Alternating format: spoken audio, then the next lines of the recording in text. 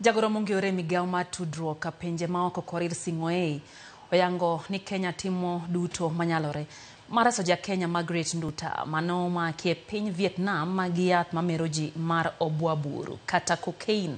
Nduta owinjo bed ni ikawo chunye oko gi tend piny Vietnam kaluwore kod chike ma pinyno ma oketo ni kum ma imiyo ji ma oyud kod yedhe mamero ji en mana nek. George Bati ntiere kod ler.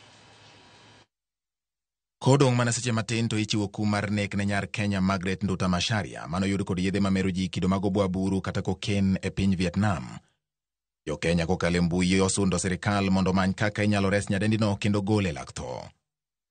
Kaluwore kod ma, jagoro mongirore migao mar tudruok pinje maoko Korir Sing'oei oyango ni Kenya temo duto manyalore mondo gires Nduta Macharia.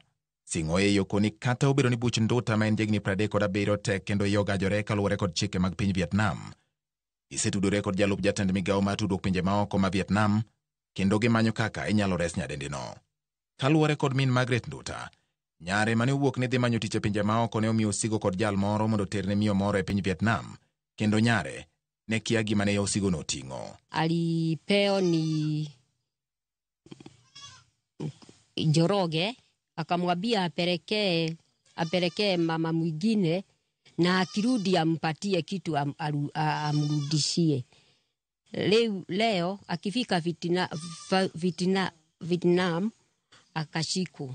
Na hiyo ilikuanga mara yake ya kwanza kwenda, na unajua mtu akienda safari atoke hapa aende safari ambapo haezi jua ama nchi yenye hajui, kuna yale taratibu yenye anafaa kufuatia the routes naye hajui. E kinde ni makoro muoch kayo wuon nyodo, okwayo piny Kenya mondo resne nyare kendo kaber to kele twe pachoka. Mimi amuomba munisaidie, muniletee huyo msichana huku, alafu mkitaka kumfuga mumfugie huku, mpeleke huku Kenya, na muomba tu. Kakoro ngima Margaret Nduta nitie lwet sirikand piny Vietnam, anyuola mare tero lemb geno ni kwayo mar sirikand piny Kenya inyalo winji mondo we thuolo nyargi kendo duoge pachoka.